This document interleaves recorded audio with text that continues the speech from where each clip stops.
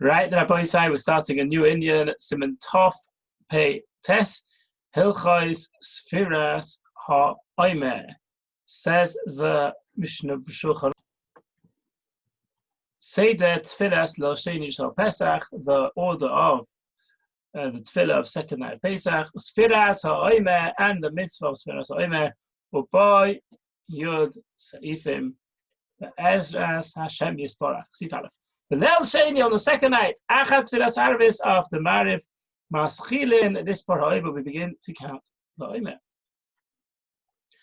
If a person didn't count at the beginning of the night, should continue to count throughout the night.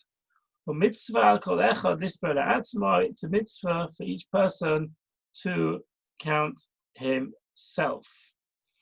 Yeah, and we'll see the continuation of Shulchan Aruch Be'ezus Hashem in the coming shir. See, says the Shulchan Aruch again with the Mishnah Berurah Sivkot and Aleph. But Al Sheni Oimed Tfilas Arvis. The second night Pesach one davens Mariv, and then Maschil and Nisbas Tfilas Oimer one counts the beginning, the first counting of the Oimer. Says Mishnah Berurah Sivkot and Aleph. But Al Sheni Kosva Achronim Achronim right. The Oimer Ma'aravos one says Ma'aravos Hashayach Liyom Sheni. That is, as we know, there's different Ma'aravos on the night of Yom Tov Piyutim, which is said in the brachos of Kriya Shema, they're called Maravos, and every Yom Tov night we say these Maravos. Some do say, some don't say. Minhag Torah is not say, Minhag Agra is not to say. Sivan don't say, many Ashkenazim do say. And these Maravos are recited, but they're not recited on Shabbos because of the concern of since they have parts of tefillah a person not used to saying. So therefore, there's a concern a person may come to tilt the lamp in order to read them, or come to light a lamp in order to read these Maravos, and therefore we don't read Maravos if it is a Friday night. Now the question is, if Yom Tov is Friday night and then Motzi Shabbos, so therefore one didn't say Maravos on the first night of Pesach, about Leil Shimurim, what Maravos does one say on the second night of Pesach? Does one say the ones which we missed out on the first night because it was Shabbos, or say the ones for the second night? So for that, the Mishnah Berurah says that even if the first night was a Friday night, the second night we stick to the Maravos of the second night because they are discussing the new mitzvah of the Omer. That's what the Mishnah Berurah says. Which are relevant for the second night. Even if the second night is Motzi Shabbos, he didn't say the Piyutim for the first night, we stick on the second night to the second night Piyutim about Maravos.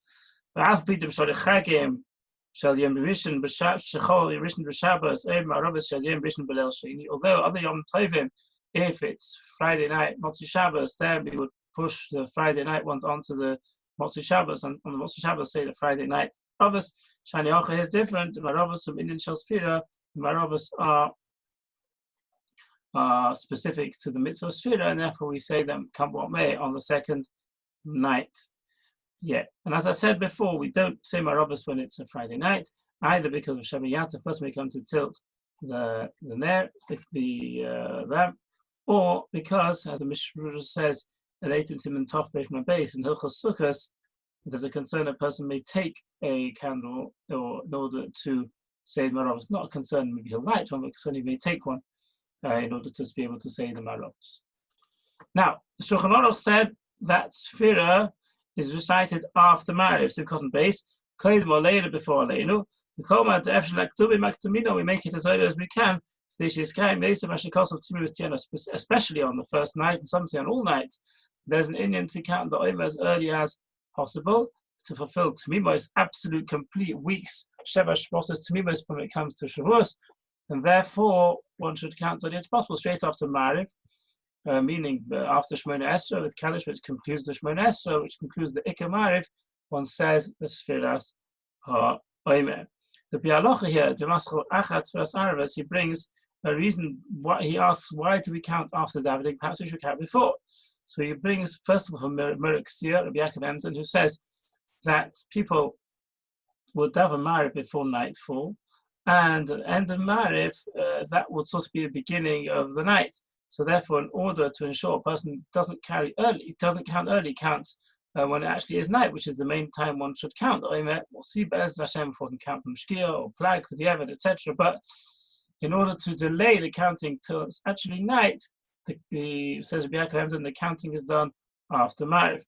Additionally, Bi'alacha brings from Chag Yaakov that Shabbos, Shema, and Tefillah is Tadil, and we've got a principle Tadil, Sheni Tadil, Tadil Kodev, something which is more frequent comes first, and therefore Shema and Shemon Esrei is recited before the Sfiras HaOmer.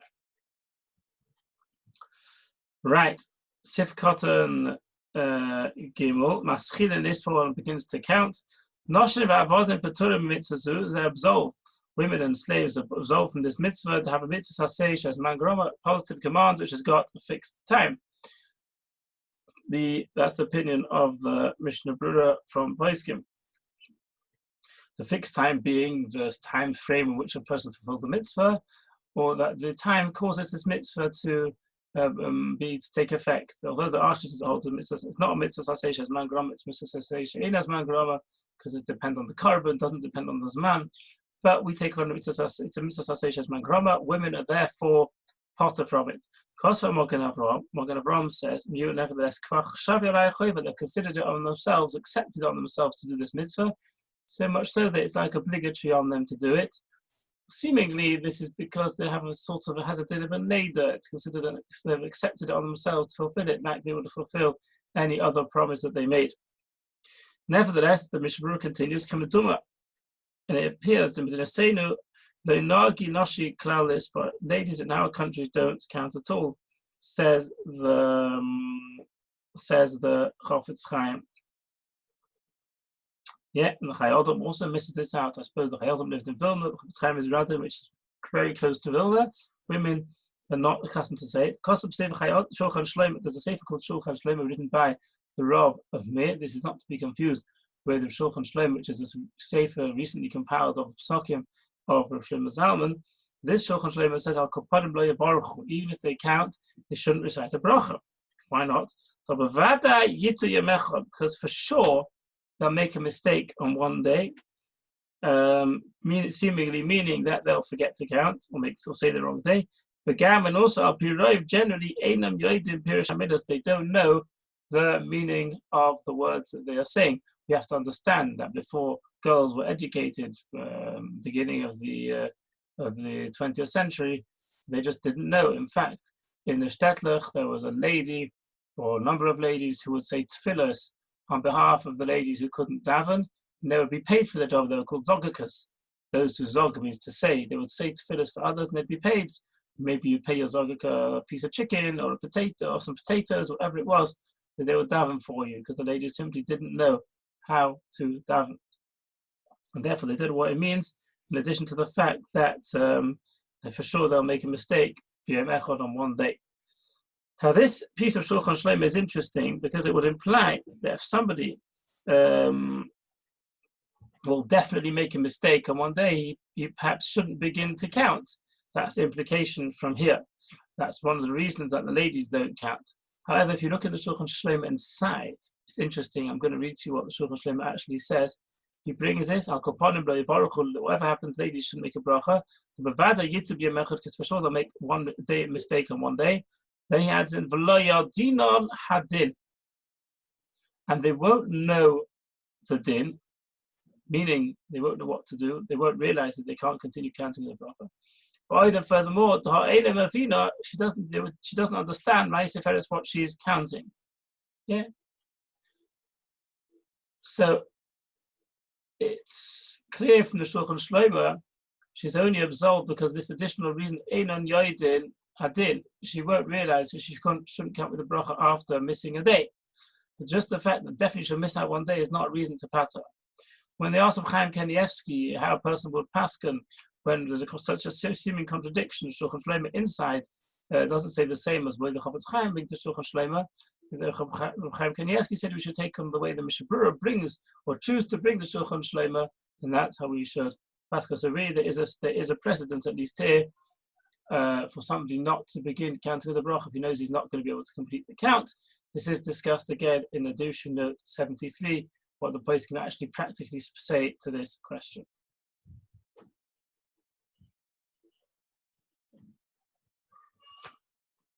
Right. If we take a look at the Bi'alacha, very important Bi'alacha discussing the mitzvah of Sfiras Omer, he brings down that most poskim paskin that nowadays Sfiras Omer is only to Rabbanon, it's not min Torah. That's also the way the Aruch HaShulchan actually paskins as well. Many poskim, although there is the opinion of the Rambam and the opinion of the Chinuch, who hold that even nowadays it is the Oraisa. The reason the Rambam holds it's the Oraisa is explained in the Dirusha note at the back, Dirusha note 19 in my edition, brings from Dayan Abramsky that Sfiras HaOmer nowadays is Minat Torah because it doesn't depend so much actually on the bring of the carbon, but rather on the potential of being able to bring the carbon Omer. And since the Rambam holds that even nowadays, Kedusha Sachmikdash is Kemes, even nowadays, the Kedusha is there, we could theoretically bring the carbon, and therefore the mitzvah is still Minat Torah even nowadays. The Kaf HaChaim explains why we don't say Shechayonu on Sfiras Omer, and he explains that Shechayonu is only recited on a mitzvah that is a happy mitzvah, a mitzvah which gives us excitement, and Sfiras Omer has an element of tsar because it's there's Eichel Mikdash, we've got tsar, we can't fulfill the korbanos and bring the carbon Omer. And this is explained here by the Brisker Rav that the Eichel Mikdash element of Sfiras Omer doesn't mean that we count the Omer sort of to copy or to mimic the activity that was done in the Beis HaMikdash, but rather to remind us that we're missing the Beis HaMikdash, and therefore there's an element of sadness in it, and no Shechayonu is recited. That's brought in the Kaf HaChaim. We should bring it in note 20 here at the back. The Mishnah Berurah continues in Sivkatan Dalad, Heilich v'Soifer, if a person didn't count early in the night, he should continue to count throughout the night. The Koshli over Halayla, as long as the night's not been concluded, the Nofakadayim Meklal Akosov, Tamimis Tiena still can be considered Tamimois, the entire counting is completed properly. So at least we see that ideally it should be counted early in the night, but if not, then you could continue to count it throughout the rest of the night, like the Shulchan Aruch says. Bezras Hashem, tomorrow we'll continue the Sif and learn more about the halachas of Sefirah.